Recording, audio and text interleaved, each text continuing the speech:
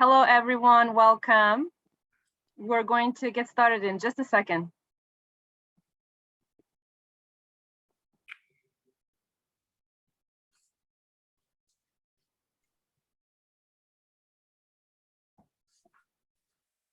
All right.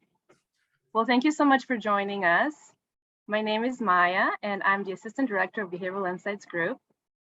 We're delighted to have Professor Zoe Chance with us today. And welcome, Zoe. And Todd is going to take it away from here. Thank you all so much. Thanks, Maya. Hi, everyone. Thank you for joining.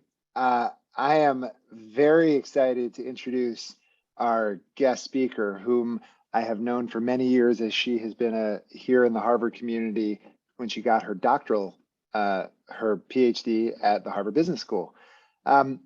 Zoe Chance is Assistant Professor of Marketing at Yale School of Management and the author of Influence is Your Superpower. It's an engaging, insightful, fun, fantastic book that we're going to learn more about. I'm going to pass off to two of our fellow big faculty who are going to interview Zoe, and I will pass to them. Allison Wood Brooks is Associate Professor of Business Administration at the Harvard Business School, and Michael I. Norton is Professor of Business Administration at HBS. Also, guys, I pass it off to you. I'm going to hide my screen so we focus on you three. But I will be waiting and listening with bated breath. Thanks for joining us, Zoe. Can we hide our screens too and just make Zoe talk at everyone the whole time? Just kidding. We would never do that to you, Zoe. That sounds just terrible. Hi, everybody. Zoe, we're so excited to talk to you about this book. I truly, truly loved reading it. It went so fast and was so enjoyable. I'm going to let Mike ask the first question because I'm an overly excitable question asker. So I'll be asking plenty later, but I'm going to let Mike go first. This is like a miracle. Me not talking? No, just let me go first. So Zoe, it's so delightful to see you. For those of you on the call, Zoe and I have worked together for like 48 years or something like that. It's been quite some time, I think since the early 70s. And it's delightful to see you. And we're so excited about this book. And we're also excited that you agreed to come and spend some time with the big community. So we're going to talk about all kinds of random stuff because that's how we all roll, I think. But one thing that I'm just curious about is like when you write a book, you learn a bunch when you are writing the book. Like, you know things, and then you write a book and you learn things as you're writing the book. And then after the book comes out, then you learn a lot more things because people now know that you do that thing. And they're like, you know what else you should know about? And they tell you all kinds of stuff. I'm just curious, like, what's come out since the book that struck you that some random person was like, you know what's amazing that's related and you never even heard of it? Well, the most recent thing is someone told me today that I have to watch the show called The Mentalist. So apparently this is about I don't know, maybe semi mind reader. I don't know what it's about. Maybe he solves crimes. So this is the most recent thing. But I guess a big thing that I've been shifting my perspective on is just what out of all of the ideas and tools and strategies for influence are the most important. And when I first started writing the book, I didn't have any chapter on framing because I felt like, yeah, it's important, but I don't really have anything to say about it. I ended up getting really into writing the chapter on framing. It ended up being my favorite chapter of all of them. And then as I've been teaching this stuff and discussing these ideas more with people, I've ended up feeling like that is the thing. So I teach influence much differently now. And one of the big things that's happened in the world that helps other people understand the importance of framing has been the invasion of Ukraine. So this was happening simultaneously with my book launch. And I ended up pausing book launch stuff to work on trying to be a little bit helpful in this. And when it first happened, this was being called a conflict. by all these well-intentioned people, but it's an invasion that's being called a conflict. And that frame had many people thinking like it's something you could sit back and observe, like, you know, your parents have a conflict. There's no right, wrong. You don't have to do anything about it.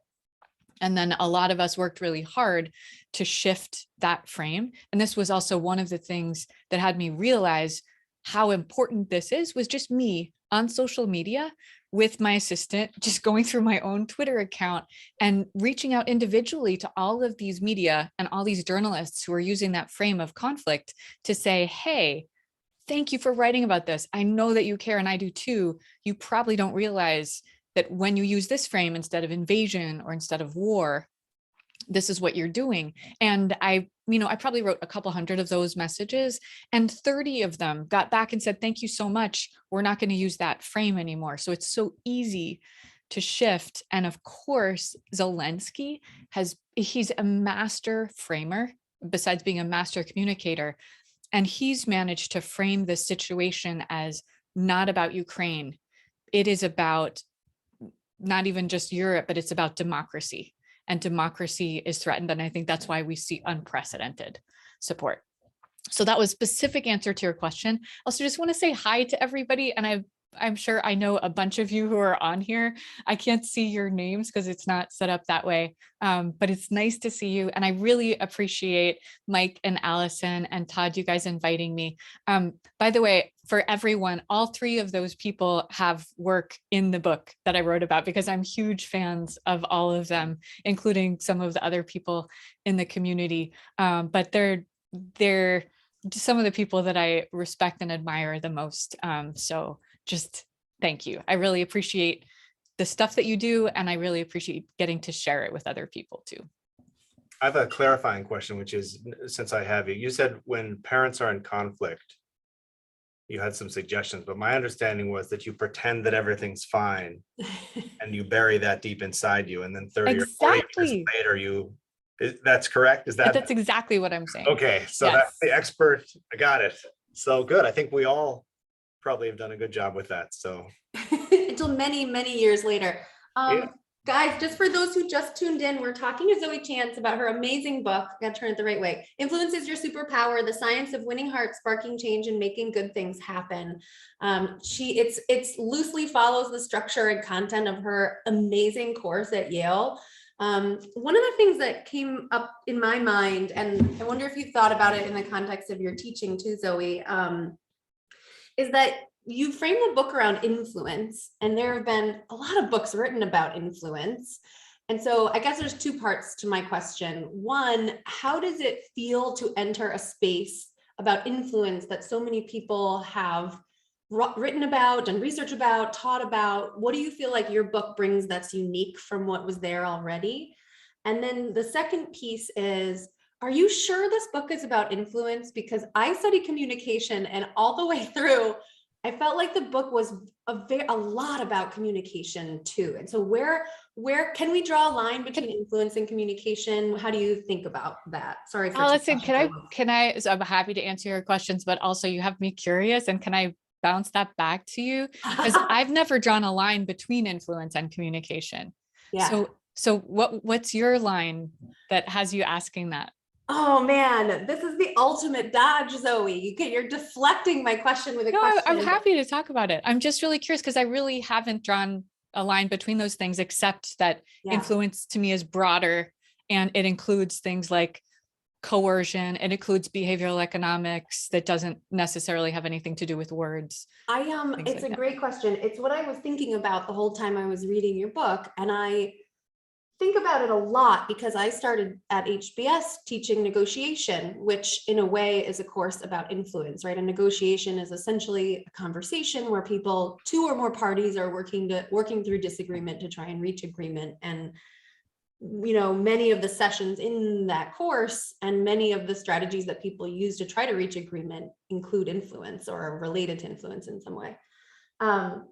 Now I've shifted since then. I don't teach negotiation anymore. I teach a course called Talk, and it's this sort of broader framing at some point I realized like, oh, humans don't just struggle to manage conflict and like hard conversations or difficult conversations. We're not so good at the easy ones either. Like no one knows what to talk about, how to talk about it. We make all these mistakes all the time. I think all three of us are feeling that way right now. We're doing like this weird social ritual. We're on Zoom.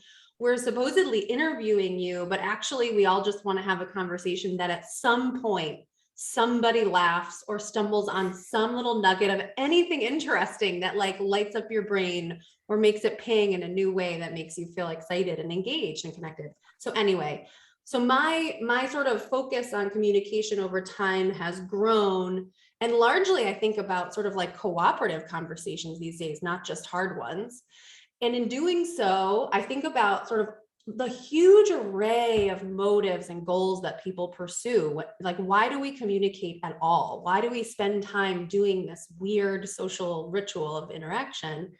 And in studying this, I've come to realize that most people have just an enormous array of motives, and some of them are self-serving, some of them serve the collective, some of them are about exchanging information, as you might imagine with communication, but also many of them are about concealing information or not about information exchange at all, right? We just want to like be together and have fun or feel at ease, feel connected.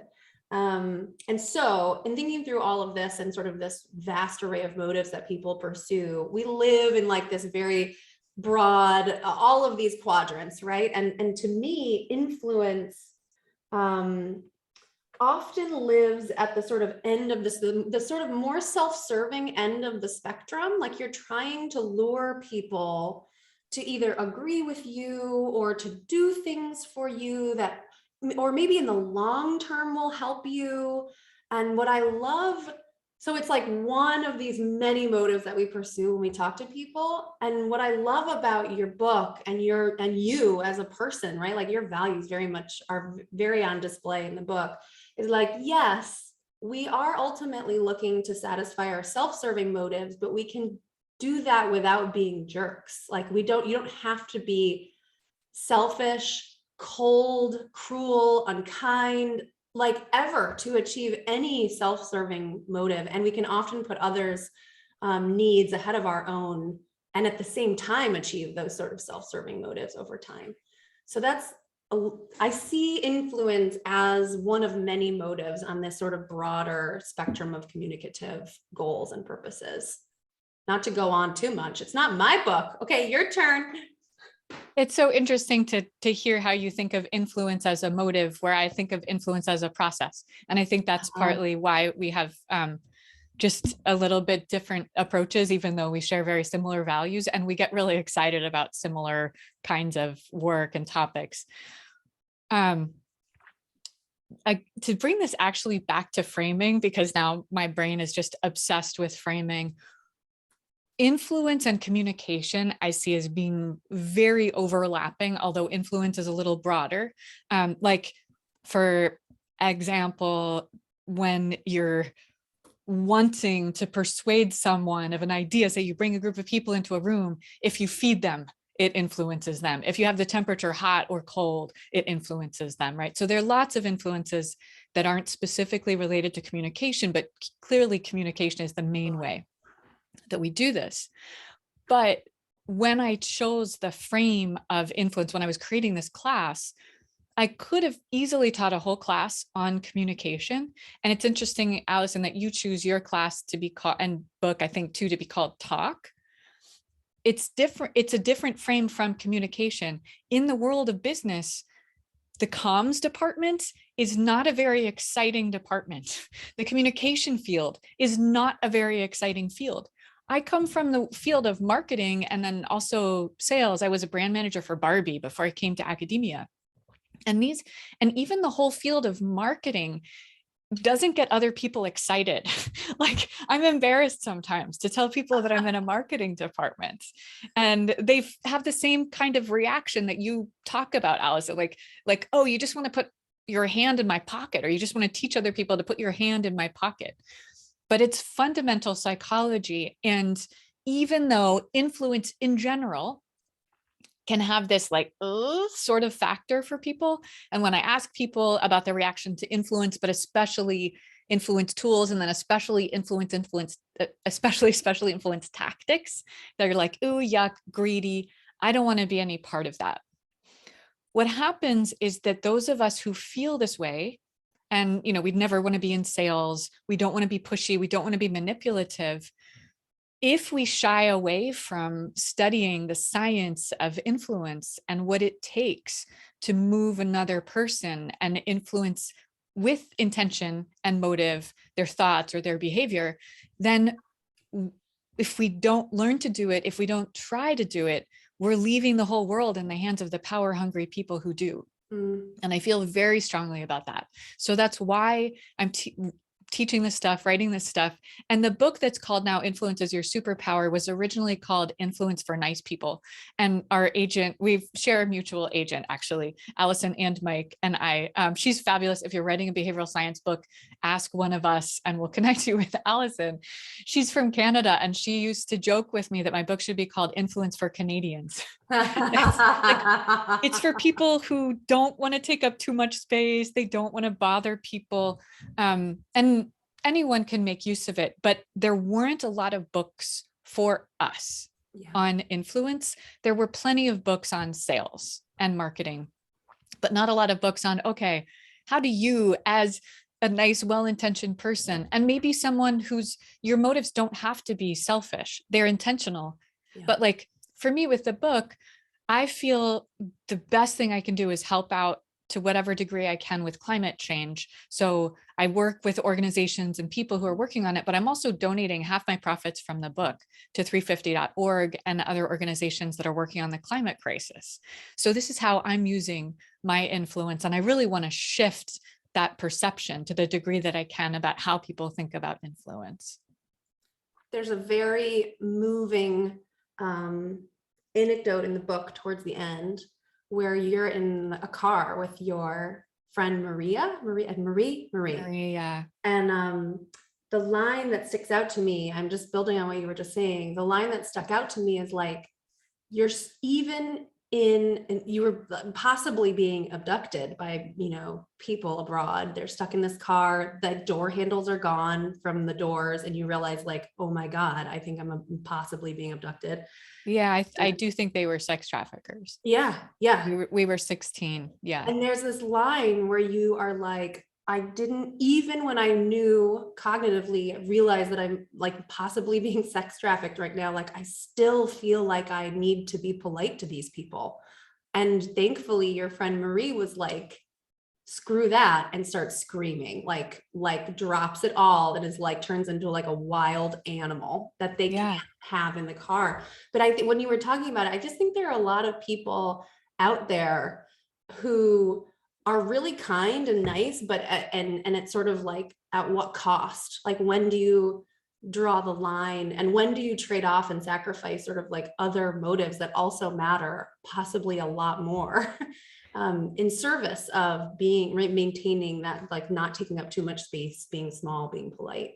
Yeah. And it's for a lot of us, it's not even something that we're doing consciously. And certainly in that situation where I'm just utterly terrified, I'm not thinking, oh, I shouldn't be rude to them. It doesn't even occur to me. Yeah. And now, like, just to go a little further into this dark place for a moment, that year in Italy was really hard. I had another situation the same year where I was in a park and there was a stranger who was hitting on me, and I was pretending that I didn't speak Italian, and he keeps persisting. He's really annoying. And then he grabs my wrist, and my reaction and this is just system 1 reactions we're talking about. My reaction was slap him in the face because he's physically grabbed me. The thing was, I had been doing Taekwondo and I had been competing in tournaments and doing really well. I loved doing Taekwondo. However, every time you practice, what you're doing is training yourself to barely touch the other person and pull back so that you don't hurt them. And so in this situation that also felt potentially life-threatening, when I hit the guy, I couldn't even follow through. And I just very lightly slapped him in the face. And these kinds of reactions that we have in emergency sort of situations are unpredictable because it's just system one, you have absolutely no system two resources available to you. So one of the things that's really important for if we're talking about, say, like a bunch of us are parents, right? Like training kids, how do you handle uncomfortable situations? But even less dark situations that come up, when we're trying to train people to communicate, is that we need to practice so that these behaviors become habitual, right? And that's all that we can expect. When you don't have conscious bandwidth, what you're going to do is the automatic thing. And the thing that's most likely is whatever you've had practice with. So I had a lot of practice being polite. I had a lot of practice pulling my punches, literally. So those were the reactions that came up in those situations. And if anyone wants to help somebody to not do that, I think these classes are all for women and girls, I'm not sure, but there's an organization called Model Mugging that teaches you to follow through full contact, and they have padded attackers. So this is not something I normally talk about when we're talking about the book, but it's really, really important. And I also teach people to try to identify red flags for the influencers who are trying to manipulate you. Mostly they're just trying to sell you stuff. And I've been one of those people doing telemarketing and door-to-door sales. And so some of my knowledge comes from exactly what I was trained to do in those situations. By the way, one thing I wanted to say is the Q&A is open. So if you type in questions, Maya chatted it, but if you type in questions, we're gonna have time at the end to hear from some of your questions as well. So please feel free. This idea of kind of the nice people, I think sort of it was why I was so excited to hear you were writing this book, because it permeates the book, and it's rare in the world of influence that at best it's usually amoral. It's just kind of like, here's some things humans can do to other humans, but there's no feeling of when you should or what is the greater good. But how do you think about, if you're I'm not, but imagine I were a nice person and I have the distaste for influence, how do I get over it? How do I start? Like, is there an easy one that I can do that I'll feel good about, and then I can do Yeah.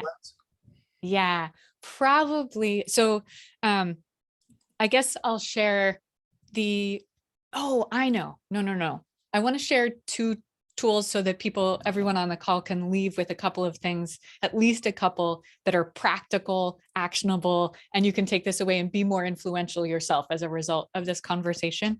I'll share with you the easiest one that a lot of my students really love. And then I'll share with you my very favorite one that's even more powerful than that. But first of all, my students love this one this technique that's called the kindly brontosaurus. Oh, I love that one. Yeah. I love it too. It's so sticky too. Yeah. And so that's not my term. It's a journalist named Jessica Winter. And I just read her piece in Slate and started teaching people this. But the idea is that instead of being annoying, you are like this kindly, benevolent, and totally innocuous, but really, really big and hard to miss dinosaur. And what that means that you're doing is you're just staying in view. You're staying very optimistically in view, and that could be literally, or it could be metaphorically. So you've asked for something, you didn't get a yes yet, but you don't go away. And this is all that you're doing. You're just checking back in an optimistic way. Like the visual example could be that you are trying to get a seat on a sold out flight, like many of us have been doing as we've been, bumped and moved around in airports. So you could go to the desk and you could ask, and they could tell you, whatever, wait in line. Okay, fine, you sit down, but then there are other people who come and get their attention. So the kindly brontosaurus way of doing it is you're very, very friendly, and you never lose your temper or your patience. You ask, And then you say, okay, thank you. And you just step back, but you are still standing there in the gate agent's view without going away. And you're just happy, waiting, and you're just being this optimistic presence. The metaphorical version of staying in view is just that you check back in. And so I had this student named Tiago, who's one of these people that you just want to say yes to him. And my goal in the book, by the way, is to teach people to become someone that other people want to say yes to. That's the idea. And Tiago was one of those people. And when he got a job offer, and this was from a big company, mid-level management job as an MBA student, he asked for a company car, because why not? But no MBA student is going to get a company car. And they said yes, though. But then it turned out that actually they had a policy, like you can't get a company car, even if you're Tiago. And he said, okay, it's totally fine. I understand. Is it okay if I check back in? And they were like, yeah, it's, you're not going to get it, but fine, whatever. And they like Tiago. So he checks back in, and he's telling me this, by the way. First of all, I would have never advised him to ask for a company car, but I've just learned over time that I shouldn't sell anybody short, because all kinds of people I've worked with, students and executives in my workshop, have asked for stuff that I would have never imagined asking for. And they got it. In this situation, I would have also never advised Tiago to follow up, but he continued following up. And just before graduation, he reaches out to me. He's like, hey, Zoe, they found me a company car. So this is a very large company, policy of not doing it, but the kindly Brontosaurus can have this happen. Why do we do the other thing so much? Like, why do we have the theory that what we should do is be a jerk and be annoying and like yell at the gate agent? You know what I mean? I'm even thinking like little kids too. Like they're not good at kindly Brontosaurus. You know what I mean? They're Kids like, are not good at kindly Velociraptor. Brontosaurus. I don't know what the other one is, but they're like Velociraptor. Yeah. Exactly. I want it. So why do we? I mean, obviously it works sometimes, but why is our default? I bet if I yell, I'm gonna get the seat. Well, you see a lot of people yelling, but like actually most of us don't yell, right? Like we have this as this idea of a default influence mechanism, but really the reality is what we do is nothing. We say, okay, and we go away. Yeah. So we ask, we get a no, we go away. For people who work in sales, the average number of times they go back is 3, which is 3 more times than the average person. But the most successful salespeople will go back 6 or 7 times. Hmm. And in order to have that person say yes at the end, they needed to want to say yes to you at the beginning, and they needed to be willing to have you come back, right? So it feels related to some things that Todd's thinking about too. I don't know about you guys, but I love it when if you're slow to respond to someone over an email and they check in with you, right? Like if they really want your response and you're not giving it to them, they're like, hey, just a reminder, I'm like here still, and I know you're super busy. And like you're wanting to respond to them, but you just can't get to it. It's incredibly helpful to see them again and be reminded, right? Absolutely. Like as long as they're not a jerk and annoying when they do it. Just a quick check-in is so powerful. Yeah. And so first of all, anyone who ever wants an email response from me absolutely has to follow up and repay, because I'm just terrible at it, despite my best intentions. But the kindly Brontosaurus thing isn't the person who continues emailing without any response. So like they checked in with you once, right? You didn't respond. They check in again. And then say the 3rd time they check in, they let you know, I'm not going to bother you again, just in case. And if you're that person, that 3rd time, you say, you let them know, I'm never going to darken your doorstep again. Probably don't use that, but like, I'm not going to reach out again because I don't want to bother you, but just in case, let me know. And then that's enough that if that person did want to get back to you, they will absolutely reply to that email and be like, oh my God, I've been so busy. But it's totally different from just continuing to check back in and like, oh, hey, you didn't get back to me. Oh, hey, that thing. Oh, find a time on my Calendly. Yeah. I always wanted to do like a study of excuses people have for writing you again. Like one of the ones that people use is like, I was having email problems, so I'm not sure that you got my email, so I'm sending it again. Like they make up these outlandish reasons to email you again, and I'm like, email problems. You know what I mean? Like, what does that mean? But it sounds like they should just say, hey, just checking again just to see how you're, Yeah. yeah. Yeah. You also said you had a favorite one. Yes. You said you had an easy one, so I'll do dinosaur. Yeah. So the dinosaur one is like almost nothing except just check back in and be like, hey. But lower, the like really low voice. It's me. Yeah. use your discretion on that one. Yeah. My favorite tool that I teach is one that I call the magic question. It's just super, super simple, but on the call, you can use this today. Actually, it might even be easier than the kindly brontosaurus because it's instantaneous. And it's just the question, what would it take? But let me take a couple of minutes and share a story and then explain the psychology of why this is so powerful. And it's a question that you can use in conversation with almost anyone, almost any situation, even if you've taught it to them, even if you've used it before. And the story that I'll share is a story that Gloria Steinem told when she was in New Haven, my hometown. And in this situation, she was focusing on the problem of sex trafficking, like we've talked about earlier. And she was speaking and she was writing and she'd been to a conference as an expert. And after the conference, it's in Zambia, and she goes to this village in a rural area near a game preserve, middle of nowhere, where 3 young women had been sex trafficked and never heard from again. That had happened the previous year. She sits down with a group of women on a tarp in the middle of a barren field. And instead of telling them, here's what you need to do to prevent sex trafficking, she asks them the magic question. She said, what would it take to prevent that from ever happening again in this village? They told her an electric fence. Electric fence? They said, when the corn reaches a certain height, the elephants come and they eat it and they trample it. These young women and their families had nothing to eat.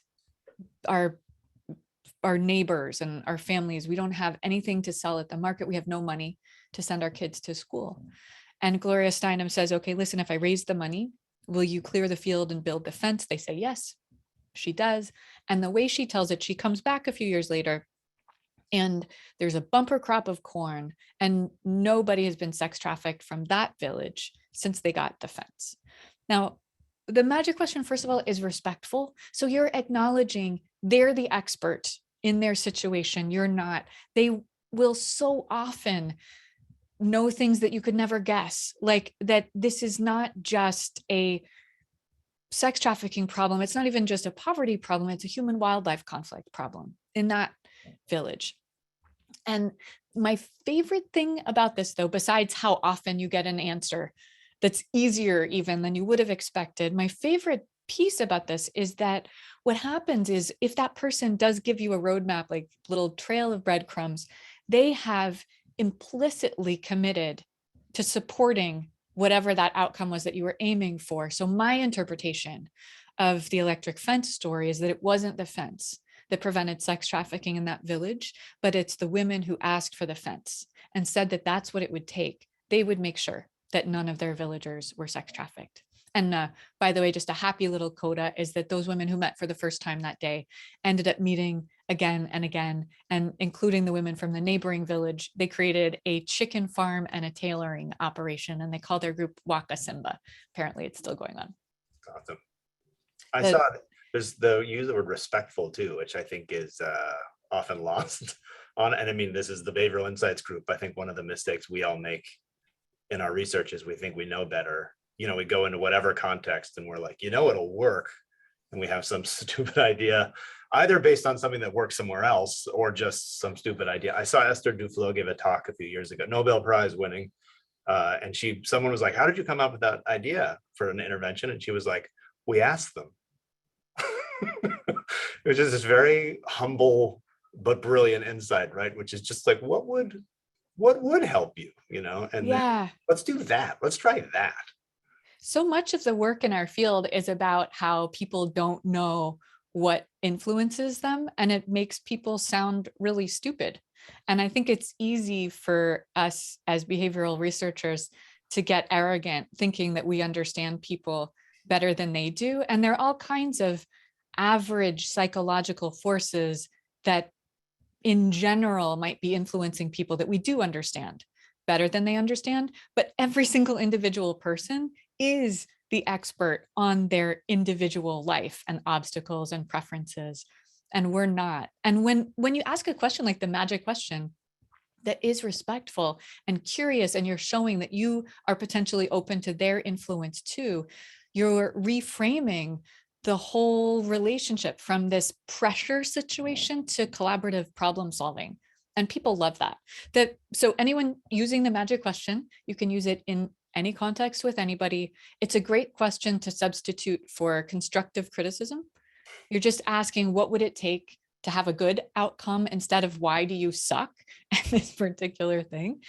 But you can also use it, and people have, to affect significant changes in organizations where they didn't have a lot of power. Like I had a mid-level manager from the New York Times who wanted the company to cover egg or sperm freezing for her and other people who wanted it. And for a year, she went and asked the magic question again and again in a series of meetings. And after that year, the New York Times became the first media company to do that. I had a mid-level manager at Turner Networks who was in my class and taught the magic question. And then he used the magic question again in a series of conversations with senior management to get funded an internship program for underrepresented minorities who needed to be paid, because typically they were just doing free internship programs. And that program has now graduated their 24th intern, and they have their new batch right now. And he told the elephants and electric fence story in those conversations. So it's powerful, flexible, and fun question to ask. People don't mind answering it. Oh, and if you're in a situation to ask for a raise or promotion, this is the best question to ask for a raise or promotion.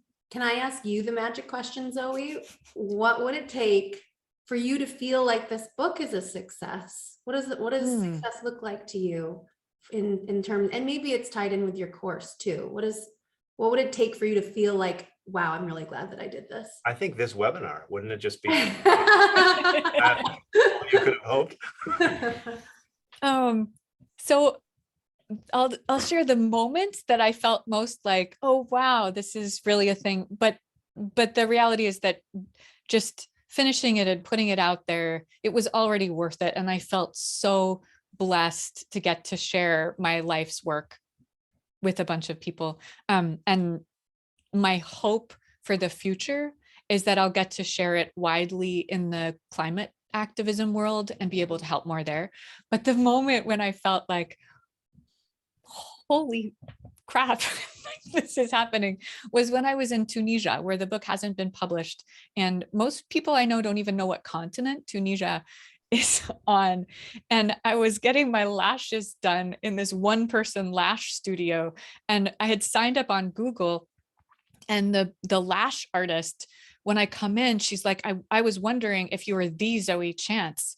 And she says this, and I'm thinking like, oh, that's so weird that there's a Zoe Chance in Tunisia. And she's like, I have this book in my Audible queue, Influence is Your Superpower. Is that yours? And I felt like, that's it. I'm totally happy. That's it. If a random lash person in a country where few people speak English and the book hasn't been published found this somehow, then I'm reaching enough people. But I want to share also with anyone writing a book or thinking about it, a mental health preservation strategy that I've used is I've asked our agent and my publisher not to tell me the sales numbers for the book. So there's some cues that are, easy to find. Like, my book has not made the New York Times or the Wall Street Journal bestseller list. So that's really clear. It has been the second fastest selling book on Amazon and staying at the top of its category for a very long time. So it's somewhere in between, like, it's doing fine, but it's not spectacular. But I just figured whatever the sales numbers were, at some point they would go down and I would feel bad. And in anticipation of that, I was actually going to feel bad the whole time. So I didn't do it. My favorite joke that nobody ever thought was funny is Liz Dunn and I wrote this book a few years ago, which I think not even fine But my joke was someone would say something and I would say, you've probably read my medium selling book. That was like super funny. Nobody ever really thought it was funny, because it was like the arrogance and the tone and then nothing underneath it. Anyway. I like it, Mike. I'm Um, peeing a little bit in my chair. we have some very interesting questions coming up on the Q&A. I think now is a good time for us to turn to audience questions. Starting with, I accidentally in the Q&A box, I told Luis that that Zoe, you answered his question and I closed it. With none of that really happened. So I want to make sure that Luis's question gets answered. He asked, what are some real examples of good reframing? Which is good. He said this has been on your mind. And he says, in a way that we can get what we want, but without needing to be pushy. When I read this question, it made me think of your monumental, manageable, and mysterious framework. Not that you have to answer it that way, but that's what I typed back to him and then closed his question like an idiot. So please redeem me quickly, Zoe. Okay, I will try. Also, one more thing about measuring book success because there are at least 3 of y'all, and I'm sure many more on the call who are writing books, was advice that I got from Charles Duhigg, who wrote massively best-selling and probably years long on the bestseller lists. Advice was that in publishing now, the whole industry has moved from I guess it's maybe like moving from theater release for movies to streaming, where publishers are looking at the long tail. And when we were talking about how was my book doing, he was saying, listen, it hasn't even been out 6 months. So actually Random House doesn't even know how well it's doing. So we're all increasingly expected to be putting a lot of effort in over the long run, but many, many books on the bestseller lists over the past few years were written in previous years to that. Atomic Habits is one of the best examples of that. So that's just another thing, is instead of looking at how well is my book doing or how well has it done, I'm just looking at like, hey, what else can I do? So what I'm looking forward to in the future is online courses and the launches in a whole lot of different markets internationally. So for anyone who wants to use framing, if you end up reading this book, and you can get it in the library and everything. And by the way, I got to do the narration for the audiobook and I had a blast. And so I encourage you, if you consume books in that way, to check that out. Could you do the voice that you used for the kindly brontosaurus? Do you mind just sharing? Allison already did it. She called me in off the sideline. I came in for it. Sorry, that was a ridiculous joke. I apologize. By the way, for anyone who's a fan of Chris Voss, and he has a fun book called Never Split the Difference on Negotiations, he writes about what voice to use and how, in general, a playful voice is the most influential. But sometimes you want to use the late night FM DJ voice. So we do that in my class, and I have people come up to the front and practice in the microphone. And you can do it too. It's fun. For frames, the 3 most powerful frames I know, and the book gives you lists of words that you can use to practice, are monumental, manageable, and mysterious. And these each are system 1 friendly in specific ways. So something monumental tells them, hey, this is important enough that you should really pay attention. And then something manageable says, hey, this is no big deal. It's easy enough that you don't need to avoid it. And then something mysterious says, you don't know what to expect. So check this out. And the best example I know of using all of these simultaneously, which you don't need to do, is the life-changing magic of tidying up. A book about the most boring topic there could ever be, a book about housekeeping, which I would never, ever, ever, ever read, but even I picked up this one along with, I don't know, maybe 30 million other people around the world. So this frame was phenomenal. The subtitle was The Japanese Art of Decluttering, which was literally exactly true, but you can tell the frame there's nothing of the juice that you get and the curiosity about life-changing magic of tidying up. Can I ask a question? There's a question from, I'm sorry if I'm saying your name wrong, Hina, about, you've touched on it a little bit, but about managers with employees, like how can managers use it? And again, not to use it for good with employees rather than use it to whatever else managers can do. Yes. First of all, I find it I find it really a relief, but not everyone does, to know that most managers are bad managers. And the research that Gallup does with, with the ways that they define good management, but just as a general finding, they say 90% of bosses are bad bosses.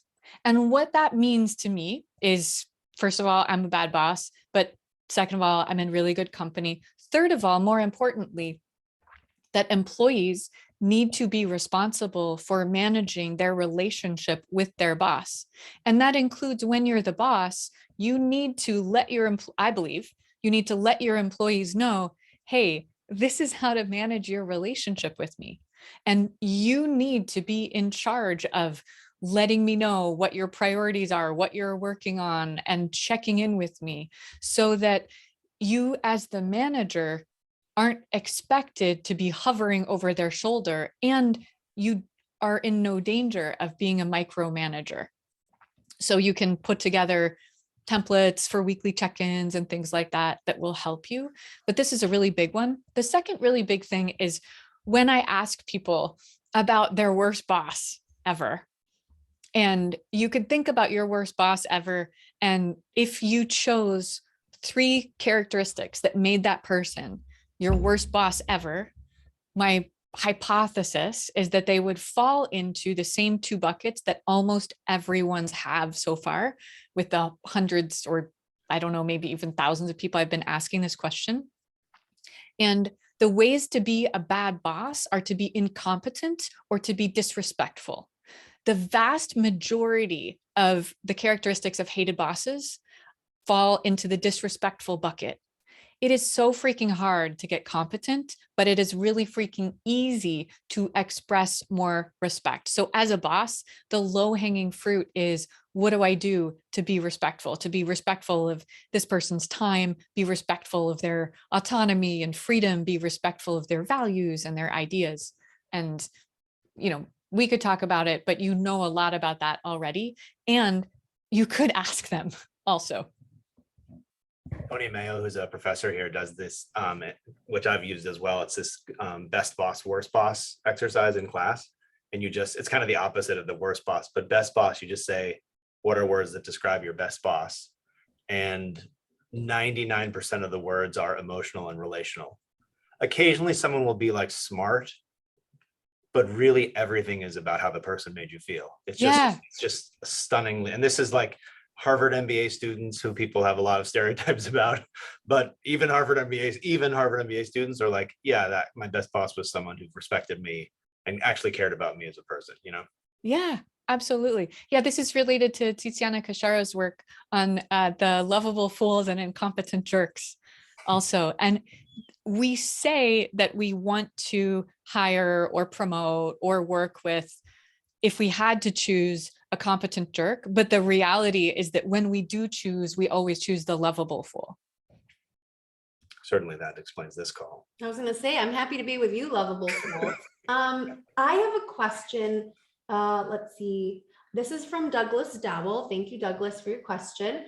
And he's wondering, do you view the sales context differently from other types of conversations, or how does the sales context differ from, he calls them normal conversations, which, Douglas, I have to say, I don't know if I've ever had a normal conversation. Zoe, how do you view sales as similar or different from other types of conversational domains? One of the ways that a sales conversation is different is that people bring a lot of baggage on the other side to a sales conversation. So it's even more important to be letting them know that you do respect them and you're not going to try to push them into something. And the idea of being salesy is of course, a huge turnoff to people, but it's not that hard to not be salesy. So I don't see a difference in how any major difference in how a sales conversation should go and how a normal conversation should go. But the respect part is really, really, really important. But like, I think that you should always be doing that. And there's a lot that the rest of us can learn from great salespeople, because when we interact with really successful salespeople, it just doesn't feel like a sales conversation. So we know that there shouldn't ultimately be a big difference between a sales conversation and another type of conversation.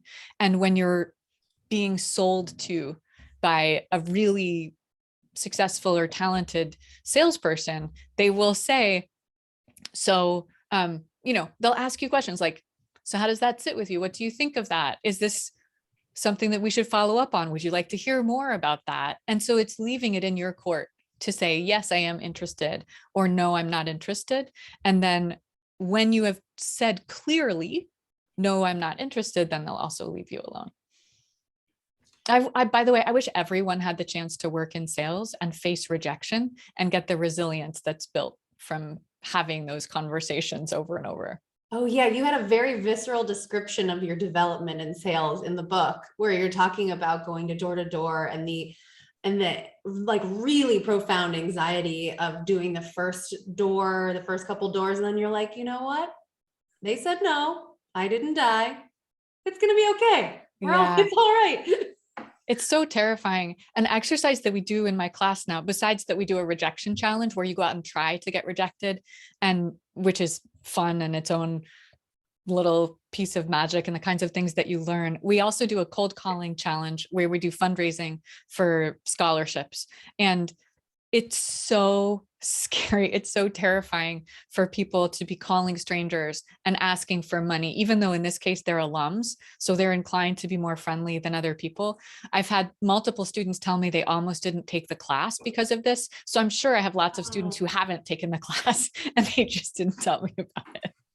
But the empowerment that comes from it, that's one of the most empowering exercises that we do, because you realize you don't die and most people are pretty nice. And even the ones that aren't, like, it's really okay. So Cindy Ball, since you mentioned the class, Cindy's asking, is your class at Yale, is it offered online? She's doing a master's in sustainability at the Extension School at Harvard. There aren't any behavioral science courses offered in the program. She thinks it's a big gap. So the question is, after everyone reads the book itself, are there ways to get access to your mind, Zoe? I finished the book, feel like, oh my God, I get to like hang out with this friend, but I want more. Are there ways for people to access your material and your course content, not through Yale, but through online courses? So Cindy, thank you for asking. And I am working on it. I'm actually putting together a Coursera course right now, which will be available translated into at least 8 different languages and available for free for anyone who wants to sign up for it. And also mysteriously with the possibility of buying a $50 certificate to say that you did it. And I'm in conversations right now with LinkedIn Learning to put a shorter course up on the LinkedIn Learning platform as well, but I think those are not available for free. So yeah, I really, really don't like the intellectual gatekeeping that happens with the stuff that we teach. And that's why I wrote the book. And that's why I'm working on this course, because you shouldn't have to go to Harvard or Yale or anywhere like that to learn stuff. And mainly people should interact with you on your MySpace page. Is that correct? There's a lot of live music on it too. It's a pretty cool page. So or you should just randomly knock on my door and be like, hey, Zoe. And then lurk outside like a brontosaurus. Sort of wait outside.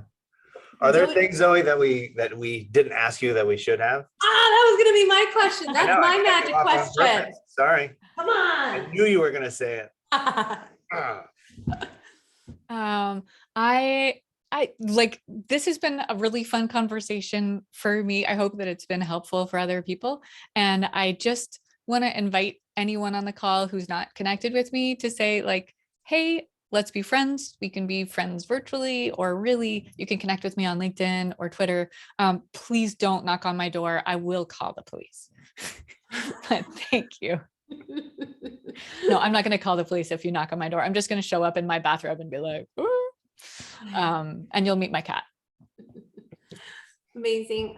Zoe, thank you so much for doing the work that led to you writing this book, putting in the incredible, massive, monumental effort of writing the book, getting it out into the world, sharing your wonderful mind and spirit with all of us. Guys, just to remind you, it influences your superpower, the science of winning hearts, sparking change, and making good things happen. By Zoe Chance. Zoe, thank you so much for chatting with us. And Todd, you wanna close it out?